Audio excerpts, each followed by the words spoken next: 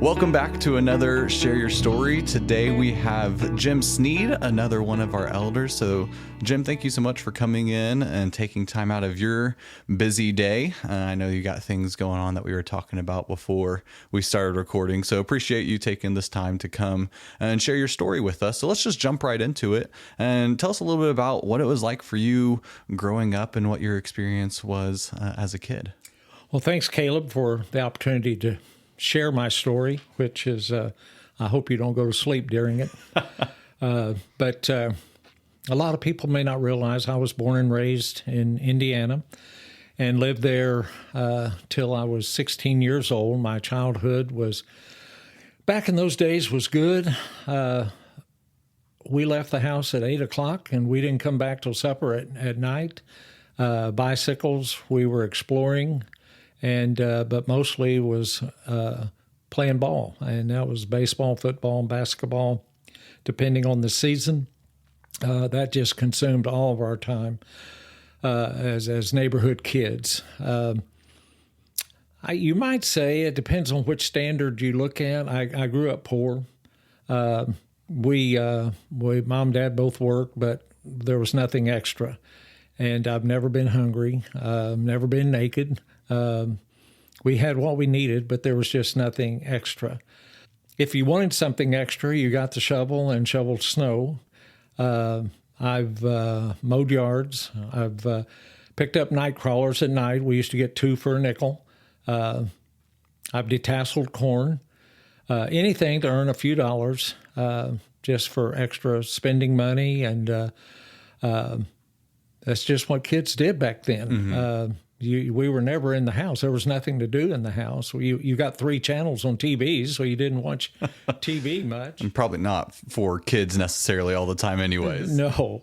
Mom and Dad, my dad was an alcoholic. And so we lived in Indiana till I was 16, which was 1972. And Mom felt like she was the enabler. And so she decided that they needed a divorce and get away. And she wanted to come to Missouri, the southeast part, Poplar Bluff, because that's where her mom and her 2 brothers lived. And I said, basically, Mom, whatever you want to do. Mm-hmm. But the rest of that story is a few months prior to that, back in August of 71, my aunt and uncle and a cousin, we made a trip out west. We left Indiana and went out west, but we stopped by Poplar Bluff on the way to visit family. And I was with my cousins, and they played ball. But you got to understand, their ball playing was cardboard boxes for bases, and the baseball was taped up with duct tape. And I just thought, this is playing ball? Not what I was used to in the city. But while we were out there playing, it was all in the country, and there was a field, and that's where all the kids in the neighborhood area met.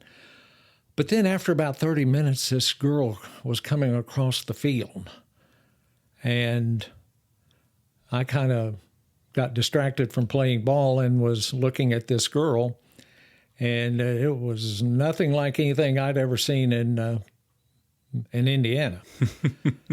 But the neat thing about her, not only was she beautiful, she could play ball. She could hit, run, throw, as good as any boy I'd ever seen. And so a couple of days later, we went on our trip. And every once in a while, I'd have this memory of this girl. And then when Mom said, we're going to Poplar Bluff, I said, oh, really?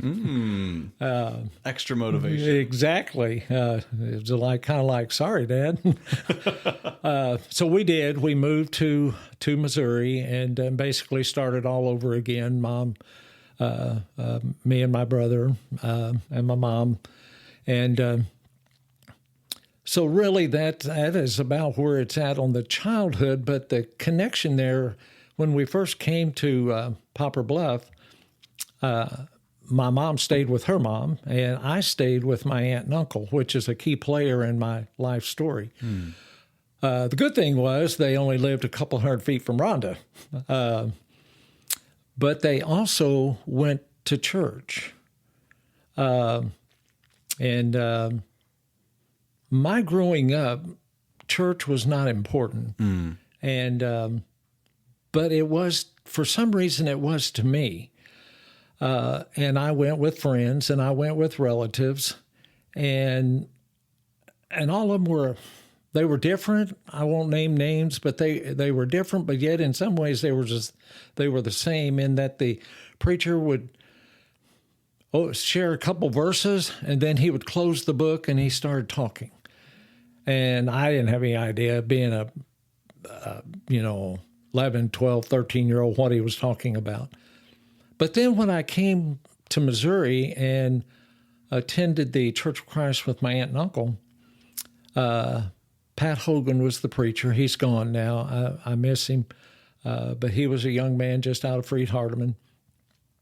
And I knew how this religion church thing worked. You read a couple verses, close the book, and sit there and listen for an hour. The only difference was Pat Hogan didn't close the book. Pat kept the book open.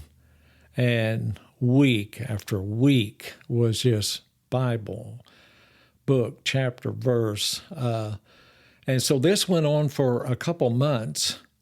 And these passages, he that believeth and is baptized, arise and be baptized, repent and be baptized. Even as a 16-year-old, these were soaking in, you might say. And so after a couple months, in May of 1972, 16 years old, I went into my uncle, who watched the weather every night at 10 o'clock, and I went in there and I said, I need to be baptized. He said, why? And I said, because I don't want to go to hell. And he said, well, when? I said, right now. I may not wake up in the morning. And so we called my mom and we called the preacher, and where we attended was a little white building out in the country. We didn't have a baptistry, and by no means going to the creek in the middle of the night. Yeah. So the preacher had access to the big congregation in town, and they had a baptistry, and so I was baptized. Just right there in the middle of the night. In the middle of the night. For some reason, I told him I may not wake up in the morning. Now, the difference is, and I believe my baptism was scriptural and was right, but the difference is at that moment in time, I was trying to stay out of hell. But over the course of time and study and maturing, that thought process has changed.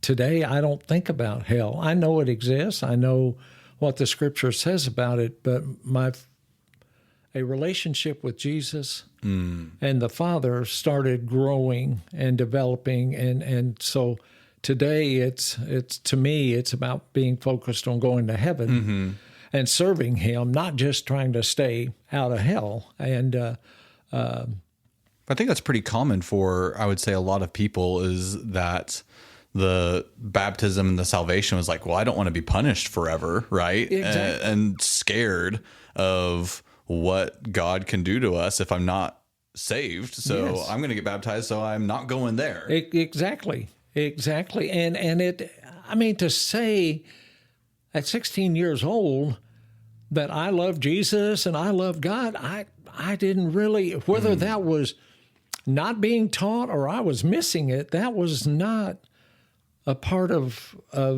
my salvation at that time. That came with, like I say, with time and maturing and growing, and that relationship with the Father and the Son just developed over time. And I'm thankful it did.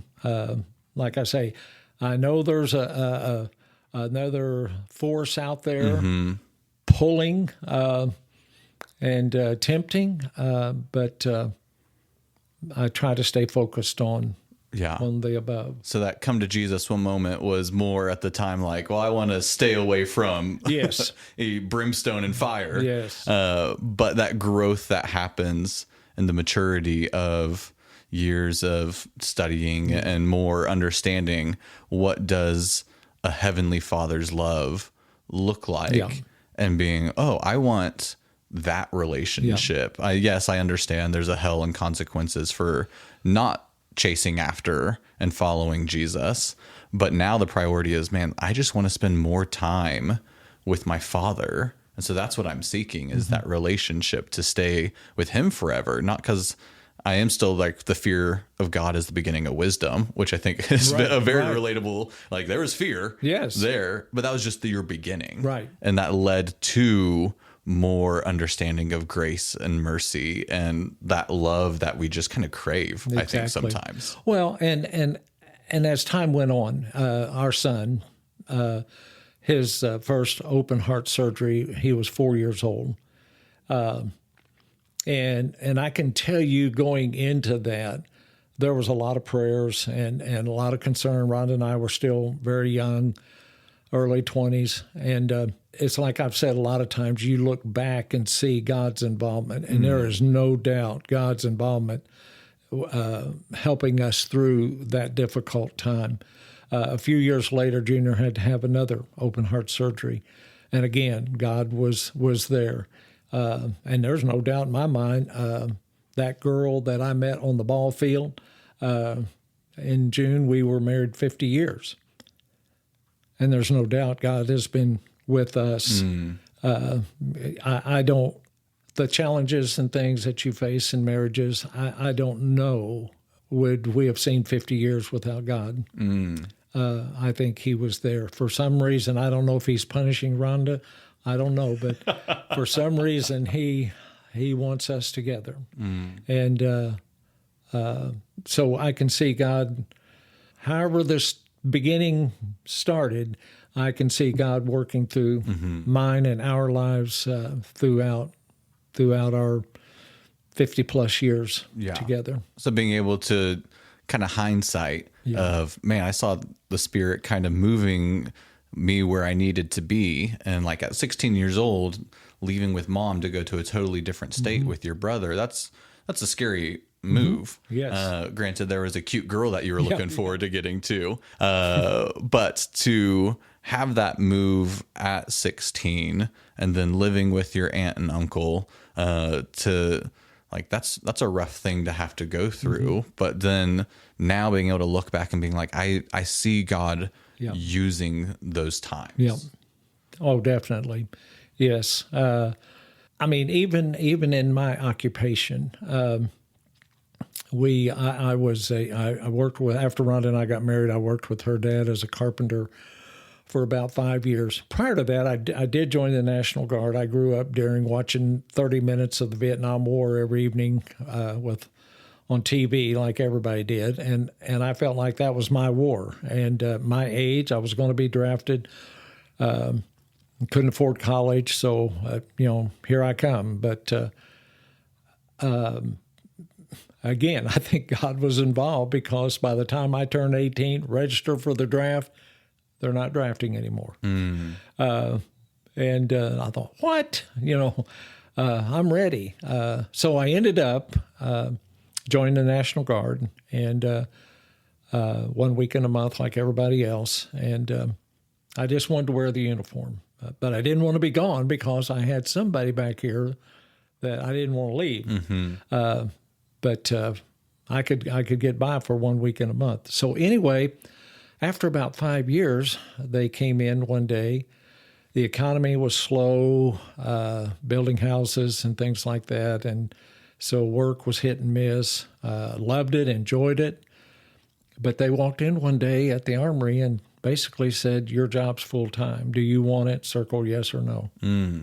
And I thought, wow, a paycheck every week. And we thought it was temporary. I ended up being there for 33 years. So our idea of temporary. Yeah.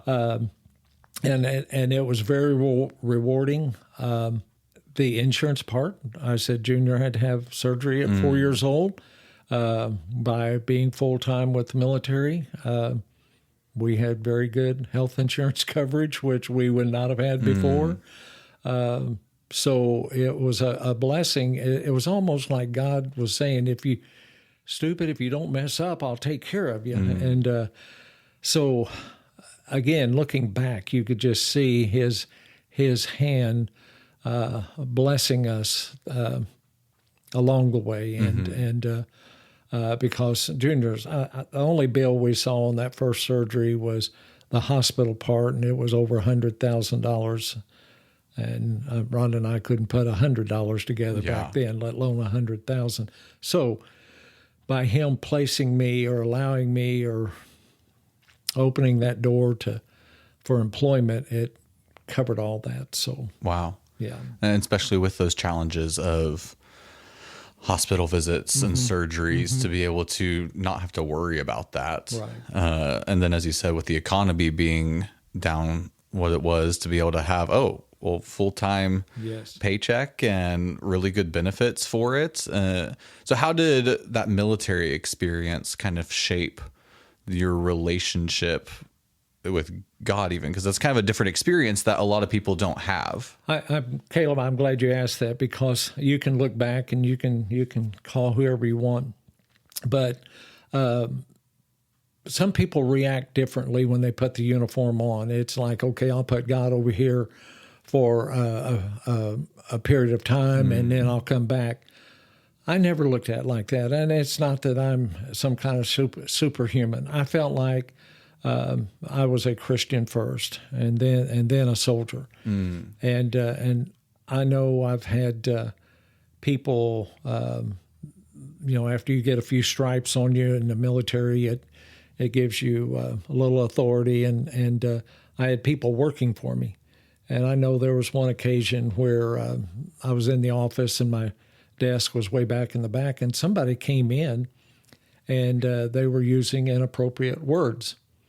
And one of my clerks said, if you continue to use that language, you will not get anything in this office. My boss will not allow me. I never said that, but they used that because they knew that's just the way it was, even though that was never said. And he looked back at me after a few minutes, and I gave him the thumbs up. I thought, way to go. And that's just the way it was. And the person came back a few minutes later with a lot more calmer voice. They got what they needed. So I think the prayers before our meals, a lot of people think, you pray in the military? I was allowed to lead those prayers before a lot of our meals. So it was an opportunity to be a light when it would have been easy to around 150, 200 other people to go the other way. But and there was others. I wasn't the only light. There was others there, but it was an opportunity to, as Jesus said, to let your light shine. Yeah. And as you said, I like how you said, like, my identity was Christian first, soldier second. Yeah. And I mean, even outside of the military, it's easy to get that flipped around no matter what we're doing of, man, I'm this first. And then, I also go to church, and Sunday and Wednesday is when I'm wearing my Christian hat. And then, well, no matter what it is, and especially in the military, there's, as you said, language and all sorts of other stuff, and easy to just excuse that behavior because you're surrounded by it. So to be able to rise up in the ranks and then never having to verbally say, hey, we don't use language like that, but just one of your people being like, hey, my boss is not going to let that fly, so come try again. Of just showing how you act and having others respond to that. I was very fortunate to be surrounded by good people, good bosses, and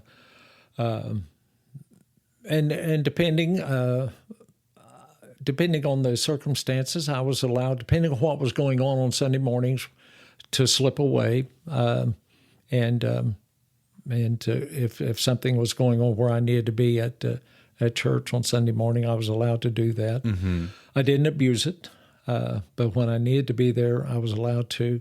I used to travel to Springfield years ago, And again, depending on the circumstances, I used to slip over and go to North National. I didn't even know I was going to be living here. This was 10 years before we ever moved here, but I would slip over and go to North National and at least get to hear a sermon and share communion with the family there.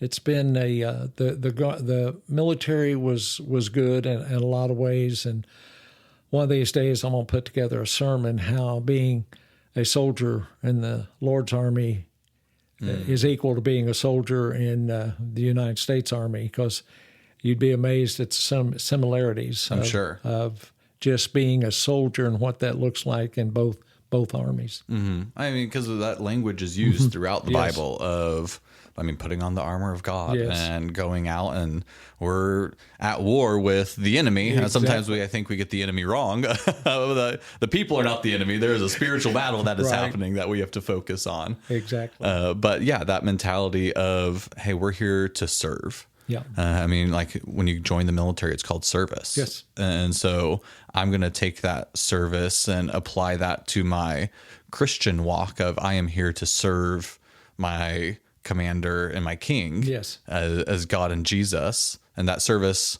looks different, but it still has to be a priority. Yes, exactly. And so let's kind of move to how you got from serving in the National Guard and being in Poplar Bluff primarily to then finding your way. You mentioned you were coming to church here every once in a while, but not knowing this is where you end up. So how'd you end up finding Union Hill? That's it, Caleb. That's an excellent question. Our daughter got married, and her husband was already at Missouri State. Our daughter attended the local junior college and got her associate's degree there. And so when they were married, they moved, of course, to Springfield, and that allowed her to finish her bachelor's degree. And we would come over about once a month because Springfield was neat, and a mall and restaurants and stuff. But when the granddaughter came along, that changed everything. And we were coming across the state of Missouri about every 2 to 3 weeks, and which was exciting. And so about 2 years after, when the granddaughter was about 2, my boss, who liked me, thank goodness, he wanted to promote me before I retired. I was getting close to retirement, and he offered Jeff City, and I said no. He offered St. Louis. I said no. And some other place, and I said no. I'll just stay the rank I am and retire here in Poplar Bluff. Well, he knew my family situation. He knew about my daughter and where she was at. So one day he called. He said, "I've got a promotion opportunity," and I kind of blew it off, and I said, "Where at this time?" And he said, "Springfield." I said, "Oh, really? Springfield? And he said in the conversation, I remember him saying, "Daughter, granddaughter." And he knew what he was doing. I said, "When do you have to know?" And of course, this was on Friday. He said, "I need to know Monday." So I went home and told Rhonda, I said, "Well, I got another promotion opportunity." And she, kind of the same tone of voice I used, said, "We're at this time." And I said, "Springfield." "Oh, really?" "What'd you tell him?" And so I made up a story there, and I said, "Well, I told him that I would take the job and I would live with Matt and Michelle and Morgan during the week and come home on weekends." And I remember Rhonda saying, "I don't think so." So I always tell everybody, us moving to the Nixa area was not about my promotion. It was about being around that 2-year-old granddaughter. And I thought it was temporary. I didn't know, because her mom and dad were still in Poplar Bluff, and Rhonda was the last of 7 kids left in Poplar Bluff. So I just couldn't see Rhonda leaving her mom and dad. But that just shows you the pull on that granddaughter. And I preached the last Sunday at home, and I told them 2 years, write it on your calendar, we'll be back. And That's 22 years ago, and so we're still here. Your idea of temporary is a little 33 years in the military, 22 years here is temporary. Yeah, if you hear me say temporary, you better be in it for the long haul. While this is all taking place, our daughter's talking to us. They were attending Sunset, and she's talking to us about a church plant. And I said, Michelle, that's not plant, that's split. What's going on at Sunset? No, Dad, it's church plant. I said, no, it's not. It's church split. What's going on? Well, she tried via the dial-up internet back in those days and phone calls and stuff to convince me that it was a church plant. Because I knew Sunset, because every time we came over to visit, we went. I met Joe Bright and some of the others there. And I knew they were solid and strong, and the idea that there could be a split at Sunset was impossible. And so Michelle kept trying to convince me that it was plant, not split. So anyway, we did move over, and while we were transitioning over, we attended Sunset because I still didn't know anything about Union Hill. Well, I mean, I knew about it, just not ready to go there. And so we'd been here a few days, and the Union Hill, when we pulled up in the U-Hauls, there were Union Hill brothers waiting to unload that U-Haul. I never met these guys, but they were here. Because we had some connections within Union Hill, so it wasn't like we were just totally ignorant of everybody. We had some connections, and they knew when the U-Hauls were going to be there, and they were waiting in the driveway and unloaded those U-Hauls. That was very impressive. And then Sunday came. I've never been one for driving past a congregation to get to another congregation. I'll give that congregation a chance, and same way at home in Poplar Bluff, we did the same thing. So we came to Union Hill, and just immediately connected with Robert and Vicki and Gene and Carolyn and this young preacher that was really coming into his own. And we liked it. Liked the warehouse environment, even though there was, luckily we came in the fall when air conditioning wasn't really required. But we liked it. But what really sold me on Union Hill was the next morning. I told Rhonda, if you leave all your appliances in Poplar Bluff, I'll buy you all new appliances, because we haven't moved in 25 years. So it's not like we move very often. Again, back to that temporary. Yeah. So we go to town, go to Sears, and pick out all new appliances. And on our way home, I remember asking Rhonda, what are we going to do for lunch? She said, we don't have time for lunch. And I thought, well, drill sergeant? I mean, I got to eat. So we get home, and we walk up to the front door, and there on the front porch is a big plate of chocolate chip cookies. And there's a note that says, thank you for visiting Union Hill. Welcome back anytime. And I told Rhonda, I said, that's my congregation. So you Cookie evangelism right you there. may not want to feed me, but Union Hill folks did.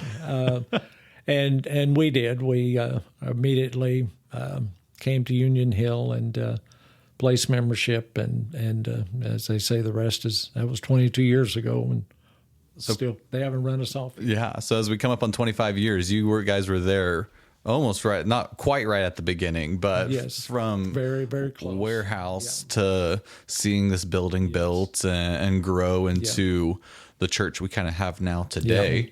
And then now, when were you put in as an elder? Well, another good question, Caleb. Back in Poplar Bluff in my early 20s, they asked me to serve as a deacon. And I did. I was a deacon of education for probably nearly 20 years. Then in my early 40s, which I felt was maybe too young, but they asked me to serve as an elder.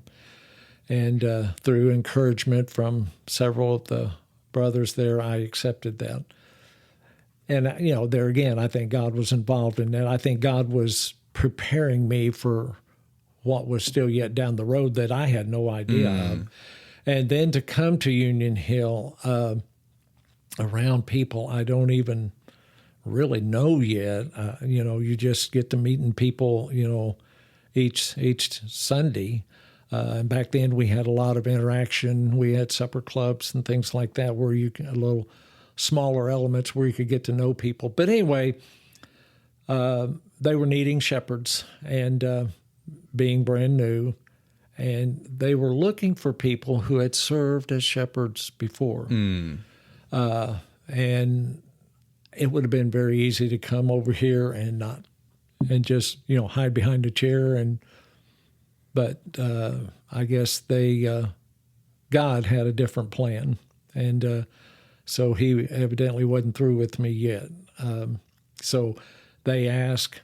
I remember, of course, when Union Hill was new and growing, and each Sunday there was new people. And I remember when I think it was Robert asked me if I'd be interested in serving, and I said, Robert, I can't. I don't know everybody. And he said, neither do we. And so that was just a challenge with a brand new, you might say, congregation. Yeah. That you're just learning as you go. So I did accept it, and I've been in it ever since. I think I was appointed in of 03, so it was after being here about a year. Okay. And I think also kind of what you said with feeling like I don't know enough people here and I'm still feeling new to this, but then seeing God being like, no, like I've set you up for this already. Yes. Like you felt like you were too young to be an elder when you were back in Poplar Bluff, but through sounds like other people encouraging you to take that on, even when you were like, oh man, maybe I'm not ready for this. Yes. Which I think a lot of people feel that for a lot of, not just like eldership or deaconship, but just any sort of service. Sometimes we're like, oh, I'm not the right person for this. But then looking back and be like, oh no, God, you were definitely pushing me in this direction. Definitely, Caleb. Had I not had those 3 or 4 years back in Poplar Bluff, it would have been very easy to have said no here. I was not ready.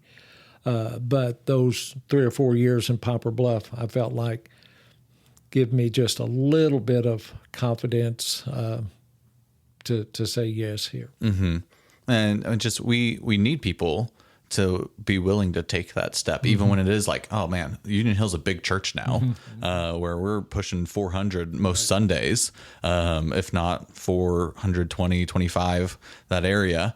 But then for new people coming in, that same idea of, well, I don't know everyone. I can't really step into this position. Well, I mean, you heard from the beginning. Yeah. It's always been growing. You just can't always know everyone or feel totally prepared to come in and do that. So this idea of, hey, even if you don't feel prepared, God might have been setting you up to be in this spot of service that you might not feel totally equipped for, but man, you're not going to ever feel totally equipped, it sounds like, from most experiences until you get in and start doing it. I agree 100%. Yes. And so as serving as an elder, I've been asking all the elders this for like your unique position of being in the leadership and seeing Union Hill have grown over the last 20 years. There's a lot of things that Union Hill does really, really well and has grown in really widespread areas. And so for you, what would be an area of growth that you would love to see Union Hill even like reach further at and grow towards? Well, one of them I think is more Bible classes. I mean, we've grown so much. We've added additional classrooms and we've filled them. And I would like to see some of our bigger classes get smaller, so there can be a little bit more interaction and things like that. Different types of classes. I'd like for our classes to be, some of them, not all of them, Bible-based. I think it's very important to learn the Bible. My background is for the lack of a better word, is very conservative.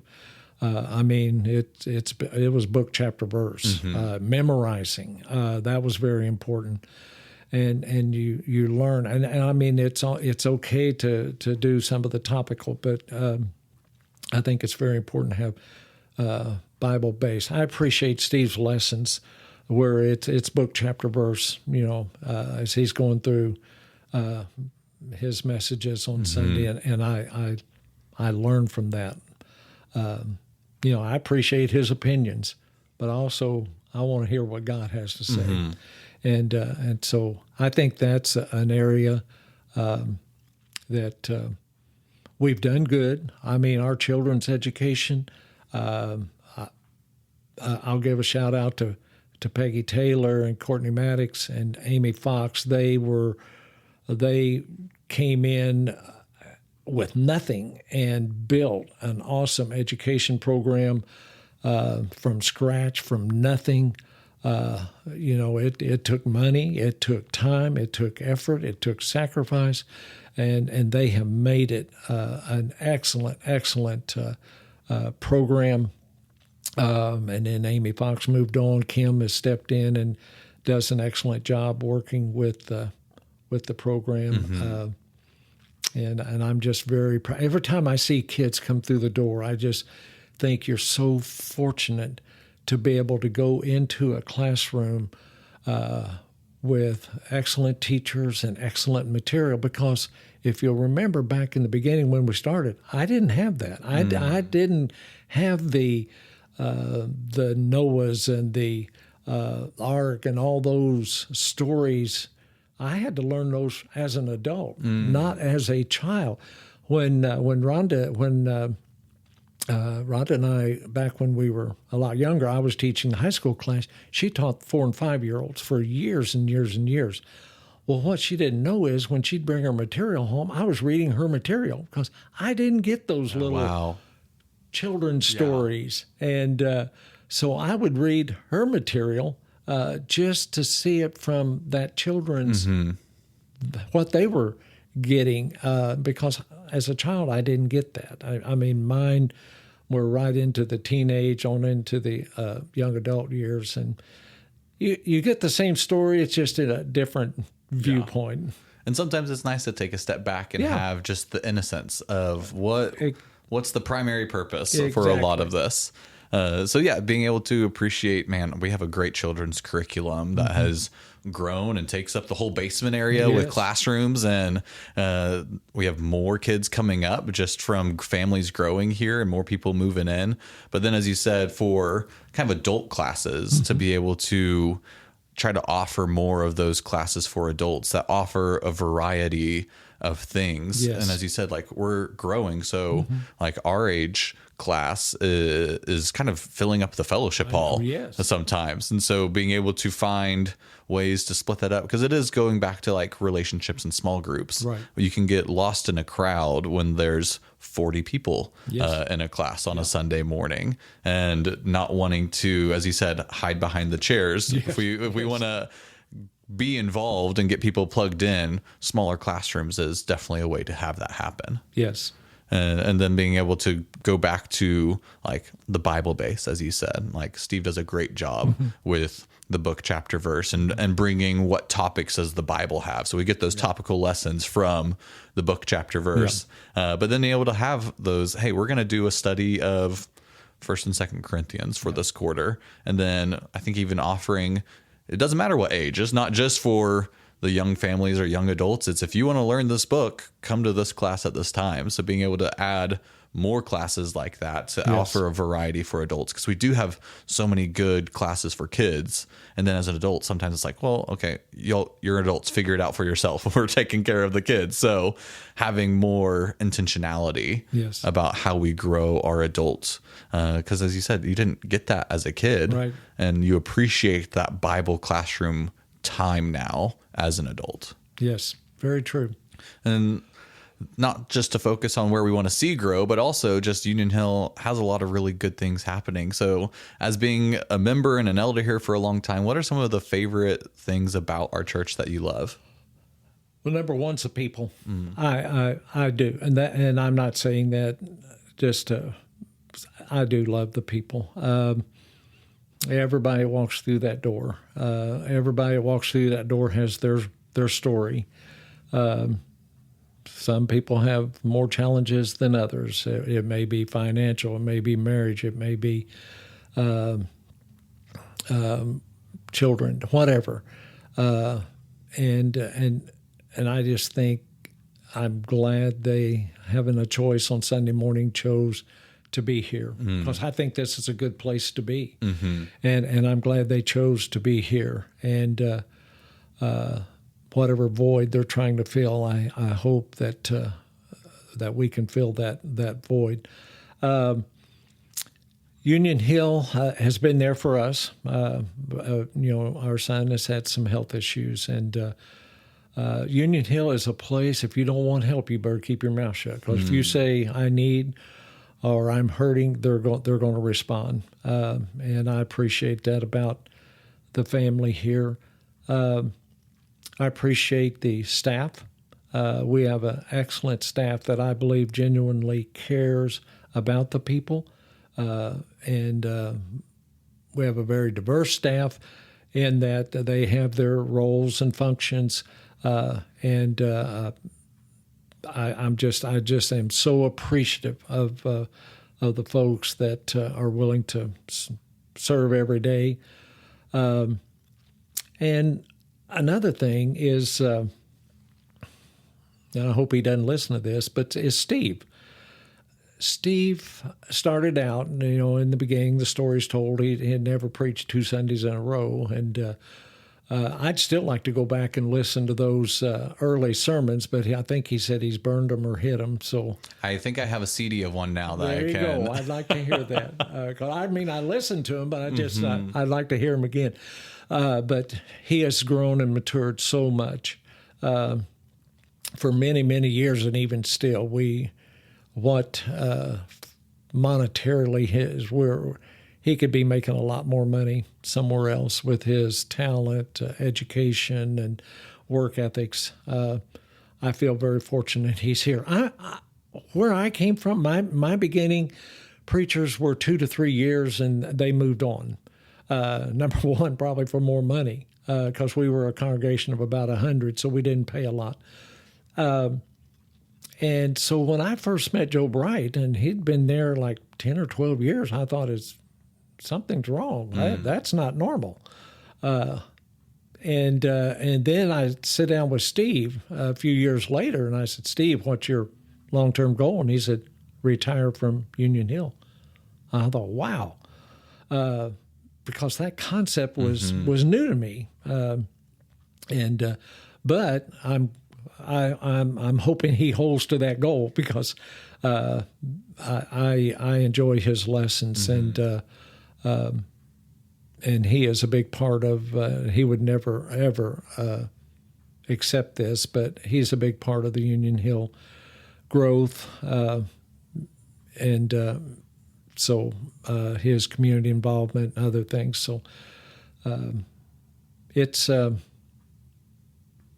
we're not we're not young, we're not a teenage congregation anymore. I mean, we're 25 years old. That's adulthood. And so with that comes responsibilities to the community, the world, and I just hope and I can't, I'd fail if I didn't say something about our deacons.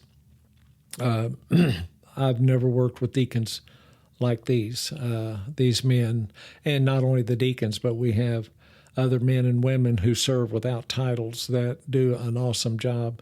The best thing you can do is point them in the right direction and get out of the way, because they're going to serve.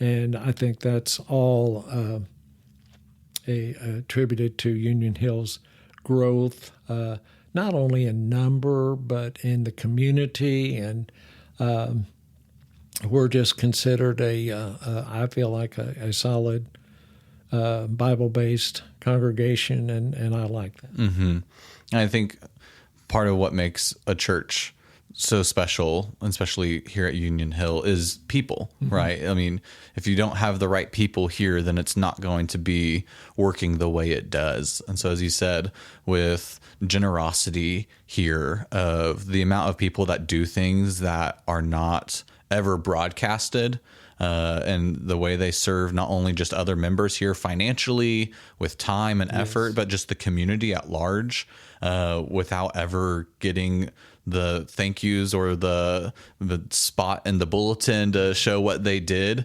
And I think that also comes from the leadership, because you lead the charge on a lot of that. I know you would never accept this, but you do a lot for people that go without ever knowing. And so it starts with the example of the leadership here and the elders here that has, I think, trickled down into, we have very generous people that do a lot for a lot of people. And so thank you for being that type of person as well. But then, as you said, like deacons that will serve, and we have people that aren't deacons or on staff paid here that lead our food pantry and all the other. That's the easy one, because we see that community there.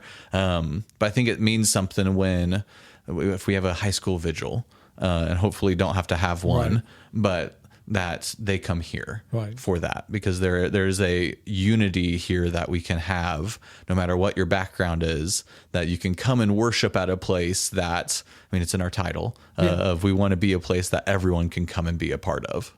Exactly. And so said. It is a special place to have a group of people, no matter what background is, to come and worship God together and serve in ways that a lot of time goes unseen. So a big thank you for everyone listening that does a lot. And as you said, it's also unheard of to have a preacher here that's been here for 25 years.